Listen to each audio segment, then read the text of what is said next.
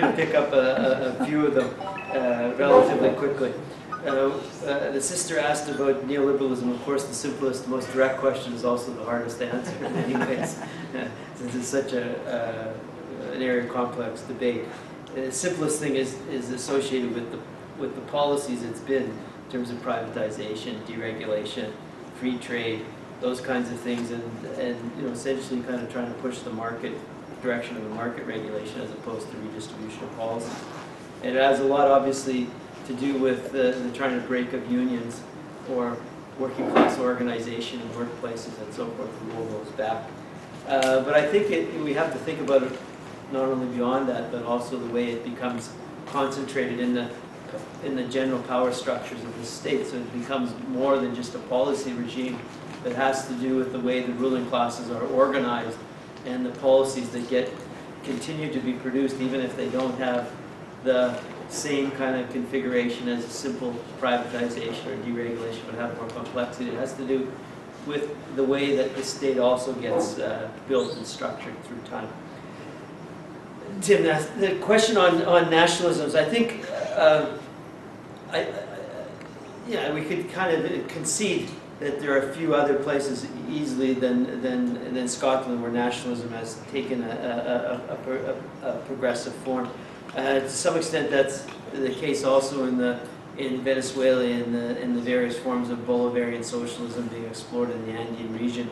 All have deep forms, or have integral to all those cases is forms of specific forms of nationalism, which sometimes are driving them, as in the case of Bolivia, are also forms of subnationalism pushing ahead the agenda.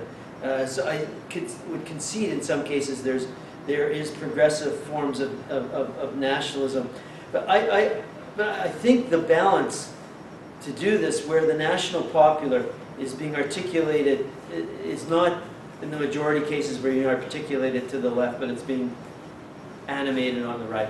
There's such an incredible difference over the way that the national popular is being constituted, from the national liberation movements of the 1960s and 70s to the present moment, where that type of nationalism is taking the forms of different forms of chauvinism, etc. And that's certainly the weight of things at the moment.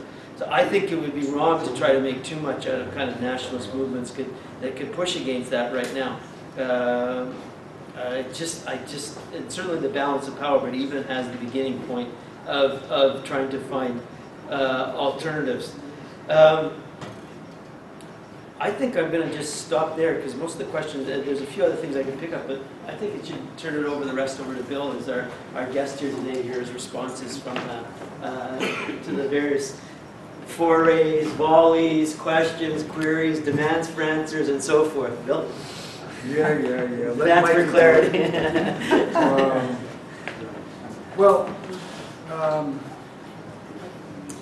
So I'm going to start with the issue of pessimism. I don't feel particularly pessimistic. I'm scared. Seriously, I look at that very differently. It's not that I don't think that we have the possibility of winning. We will win. I'm very scared. And part of why I'm scared, and part of why I decided I was going to come and scare you, is that in the left, we basically don't have this discussion. And part of it is that we live very different lives from most of the forces that are galvanized by right-wing populism. They live in different neighborhoods. They have different existences. Even if we work next to them, in many cases, we don't quite know what they're thinking. And we have to wake up and understand what's going on out there. I'm not identifying that there is a fascist movement in the United States. There are fascists. There is a right-wing populist movement in the United States. And within that, there are fascists, and there are other tendencies. So, no, I'm not being pessimistic. I'm not being pessimistic.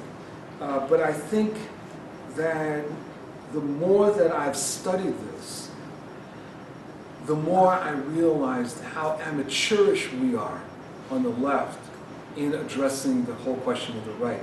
And also how we really have, in collapsing all kinds of right-wing evils into one thing, basically anything we don't like, it completely screws up our ability to develop and articulate a real strategy.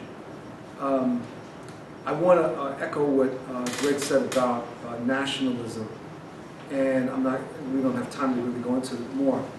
Let me take a couple things. One is this issue of fascism and the state and leaders.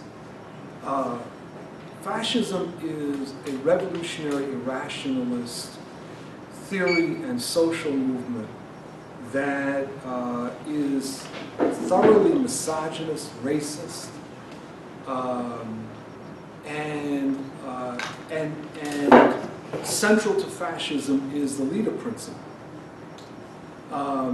It believes in a very strong state, but that doesn't necessarily mean that it believes in the state that we're talking about. In other words, the neo-Confederate forces, for example, in looking at decentralization, are looking for authoritarian decentralization. They're looking for strong, small states, in effect. You have a whole segment of the neo-fascists, the Christian identity folks, that have basically said, give up most of the United States. White people should move to Oregon, Washington, Idaho, Montana, and more or less that region, Wyoming, and basically claim that as a white land and give up the rest of the United States. Right? So when we're looking at fascists, the fact that they may or may not be at all interested in a strong U.S. nation state does not make them anything, it doesn't make them less fascist.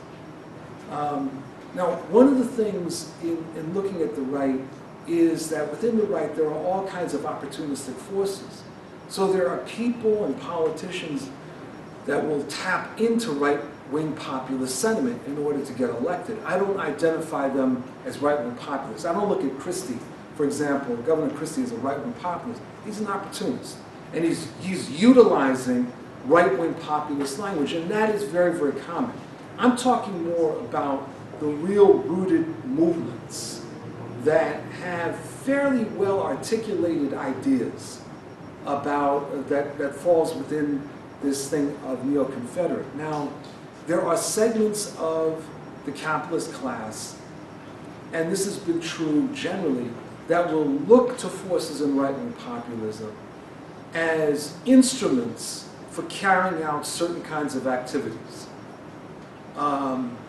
And that was true in the US with the KKK, the Black Legion, and other groups. That's different than if fascism is, in the case of fascism, is actually successful in gaining power, and the kind of alignments with segments of the capitalist class that take place. But that sort of goes way beyond our discussion tonight. But I thought that would be important to mention it. This issue that was raised about the impact of Obama, I was so glad that it was raised because with Obama's election, first of all, I believe that Obama has had more death threats on him than any other president in the history of the United States. And Obama's presence and the growth of the birther movement and the oathers, right, which is directly related. I don't know, are people familiar with those terms? No. Okay, let me run through them. The birthers are those that say that Barack Obama was not born in the United States, right? And was born in a foreign country like Hawaii. And so that's the birthers. The oathers don't get much news coverage, but this is in some ways a scarier outfit. These are people that have been organizing actively in the US military and the law enforcement agencies and they are getting people to swear an oath to the Constitution. Now that may sound very innocuous, right? Because in order to get a job, you gotta, in the federal government, swear the oath to the Constitution. What they're talking about is that you're swearing an oath to be prepared to take whatever steps are necessary to ensure that the Constitution is enforced appropriately. Right? And so it's essentially a movement that believes in the necessity to prepare for a coup d'etat. And so these forces emerged with the election of Barack Obama. And so you have a situation now. There was an opinion poll I saw the other day that said that about 60%, somewhere between 55 and 60% of the U.S. polled believe that Obama is more a divider than a uniter. Now, I don't know how that compares with other presidents, but part of what's being done around Obama is that, first of all, his election was accompanied by an immense amount of magical thinking, particularly by white liberals. And it was this idea that we're delivered from racism with the election of Barack Obama. The other part of the magical thinking was on the part of the right, which saw in him the emergence of Satan. And they have been, and no matter what he does, no matter how many Latinos he deports, no matter how many drone strikes are carried out, they still think he's a socialist. Right? So it really is race. It is absolutely race that we're looking at here. And the various right-wing forces have used the rise of Obama as their organizing mechanism. You know, that this is why we have to get more guns. Every time there's a massacre, there's an increase in the number of people buying guns.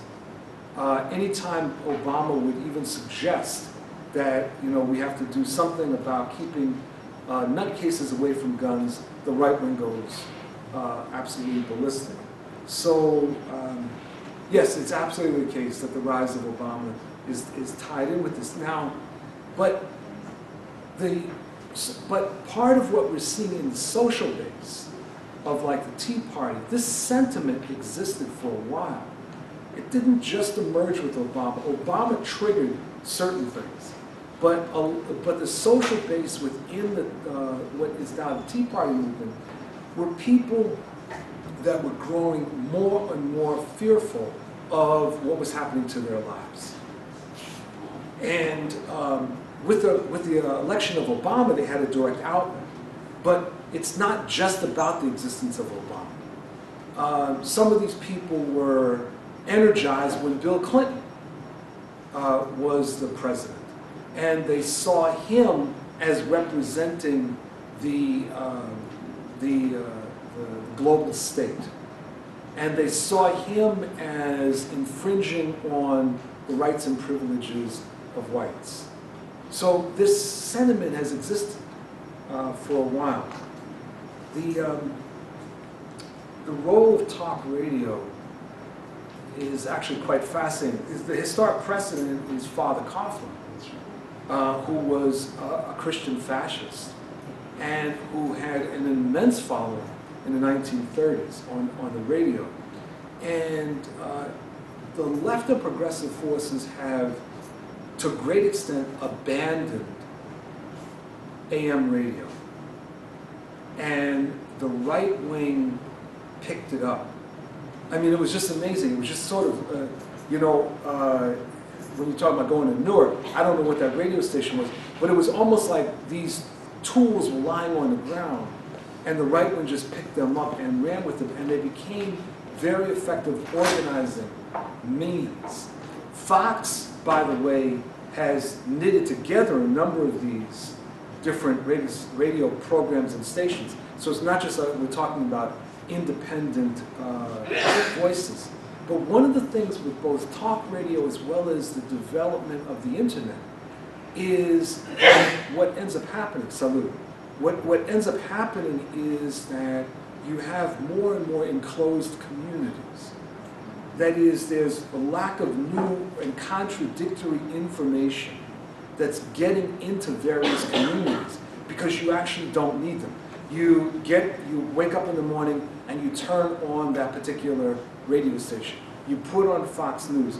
You go to a certain kind of right-wing website, and that's it. I mean, you don't necessarily in your life encounter anything that contradicts that. That's something that I find scary. Because, I mean, growing up, you know, when I was growing up, that even though obviously the media wasn't controlled by the left, there was more of an opportunity for various kinds of contradictory information to be flowing around and to be provoking questions among people. Now we have communities, and I'm using that term very loosely, that are very self-contained and very separate, literally and figuratively. And so these various ideas and myths simply reinforce. If you listen to the talk radio and you listen to these birthers, for example, it's like a shark's feeding frenzy. I mean, they just get into it, and it's nonstop. There's nothing that can be presented that would lead them to believe that anything that we would say would be accurate. And where do these people come from? Well, I talked about the middle strata. I didn't talk about two other groups that I'm particularly concerned that the left isn't spending enough time with. One is veterans and the other is the unemployed. And one of the things about the history of fascism is that you know that there's two segments you don't leave sitting around. Veterans and the unemployed.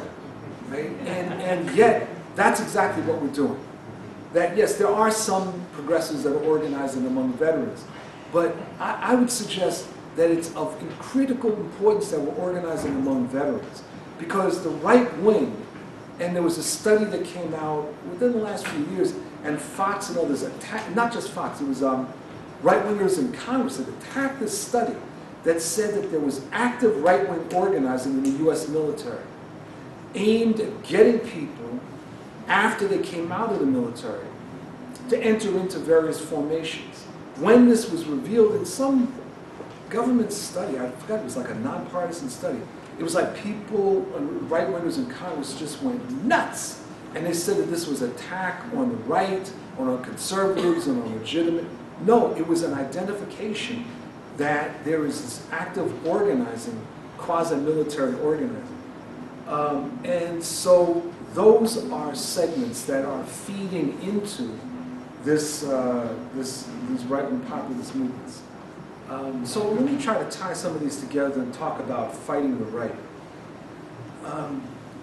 I think that this question that was raised about segments of the left abandoning the working class is precisely why building a new labor movement is so important. Because one of the things that a labor movement, unions plus other labor-related organizations offer, is a way of actually breaking into some of these self-contained communities. It offers a way of transcending racial, ethnic, gender boundaries in a way that it's very difficult when you're thinking about any other sector. And I would say that we obviously can't afford not only to give up the working class, but we can't afford to give up on the labor movement. That must be a major instrument for taking on the right. And that means that within the existing union movement, there needs to be anti-right-wing education that's done. It means that we've got to start talking about right-wing populism and the dangers associated with it. Now, there's many union leaders, at least in the States, that are afraid to talk about this. They'll talk about this kind of, uchi-gucci multiculturalism, right? You have my food, I'll have yours, and we'll kiss and sing kumbaya. But they don't want to talk about right-wing populism. They don't want to talk about the kind of work that the Southern Poverty Law Center has done, or other groups that have really studied the growth of these various formations. I think one of the jobs of us on the left is that we've got to move that issue within the unions. We've got to take this issue on. I know in my union, there are significant numbers of right-wing forces who are union members, not simply represented by the union. Union members. They see no contradiction between being a right-wing populist and being a union member. Now, you and I may think and understand that there is, they don't. And to the extent that we simply take a position of détente with them, we're laying the foundation of our own destabilization. And so fighting the right involves that. Fighting the right also, and most importantly, involves taking on the struggle around democracy and the expansion of democracy. And this is fighting both the right-wing populists as well as fighting the neoliberal authoritarian state. That if there is one challenge, it is building a movement that really is about consistent democracy, about the expansion of democracy. It's, the battles, for example, around LGBT, the battles around choice. These are battles about democracy. And yes, while they are battles that are involving particular sectors, they're ultimately about expansion of democracy. We need to link these things together. And to the extent that we allow these struggles to exist in isolation and to remain in isolation, we're doing a disservice to a strategy that I think can ultimately destabilize and blunt the right wing. The question that was raised about the state of race-based organizing in the U.S. sort of goes beyond this talk, but let me just give you a quick response. One of the things that we have to understand about race is that race constantly evolves, and it's easy to do that since it's not a scientific category. So the people that are considered white today, in many cases, would not have been considered white in 1790. It's a political question. And so when we're talking about race-based working class organizing, there are some very interesting complications that have been arising over the last, I'd say, 30 years. And it has to do with how one understands racist oppression. The United States has been subject to significant immigration from the global south. People coming from the global south have a very different experience with race than do non-immigrant peoples of color in the United States. Chicanos, for example, have a very different experience with white supremacy than do Salvadorans.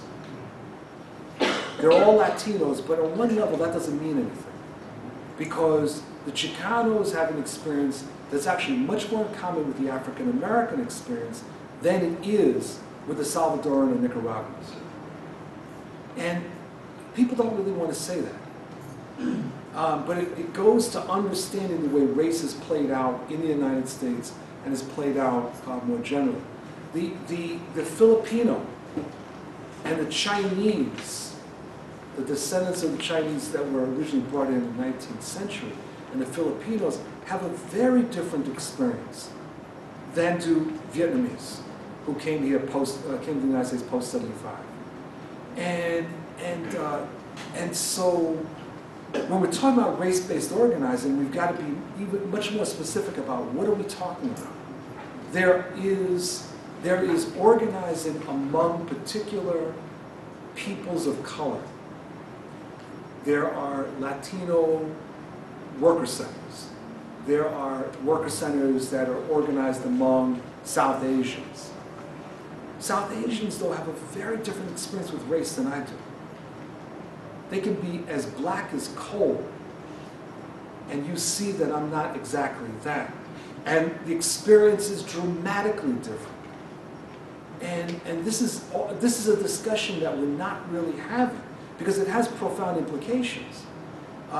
Different peoples of color being played against one another. The perception, one of the things that all immigrants are taught when they come to the United States is stay as far away as you can from African Americans and Native Americans. Do whatever you have to do to distinguish yourself. And so in a lot of the race-based organizing that's happening, particularly among immigrants, the whole question of the relationship with African Americans is, let's say, not a settled question.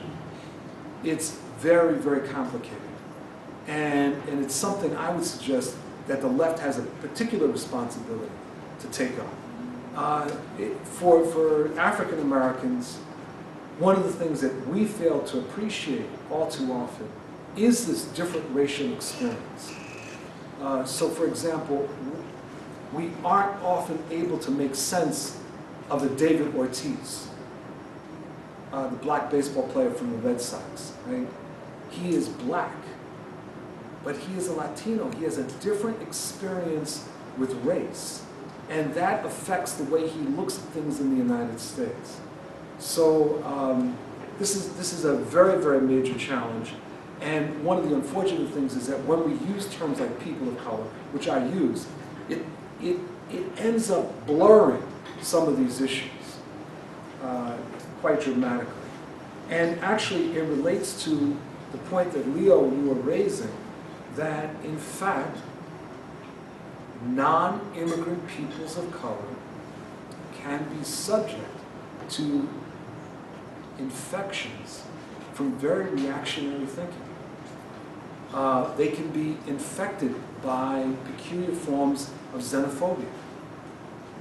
One of the things that you would see in the Southwest is, in certain places, an antipathy between Chicanos and Latino immigrants from Central America.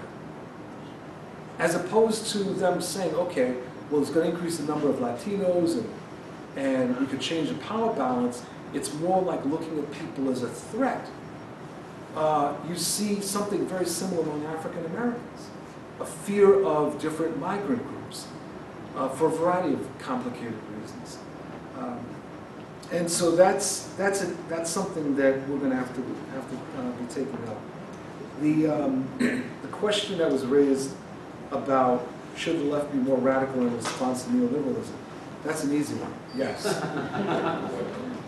And the fact